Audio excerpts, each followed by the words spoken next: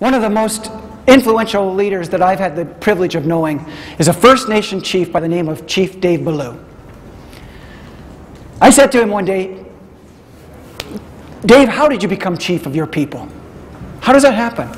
And without missing a beat, he said to me, you know, Mark, I used to do a lot of drinking when I was younger. And I remember one day waking up in the back of a police cruiser. And I looked up in the rearview mirror and I could see Constable Fred's eyes. And I noticed there was something different about him. And I said, Constable Fred, are you crying? And Constable Fred pulled the cruiser over, turned off the car, turned around and said to Dave, Dave, I found you passed out tonight in the alleyway in the middle of wintertime. I found you that way last night too. And if you remember, I found you passed out last week in an alleyway. I don't know if I'm always going to be there to find you.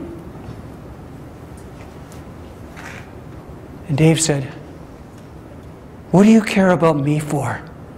I'm nothing but a drunk. And Constable Fred said, Dave, you're a chief. And one day you're going to be chief of your people. So you've got to stop drinking. That hit Dave right between the eyes. And he woke up the next morning, and that's all he could think about. You're a chief. You're a chief. You're a chief. And he made a decision that day to start the long road to recovery that went on to him being chief of his people.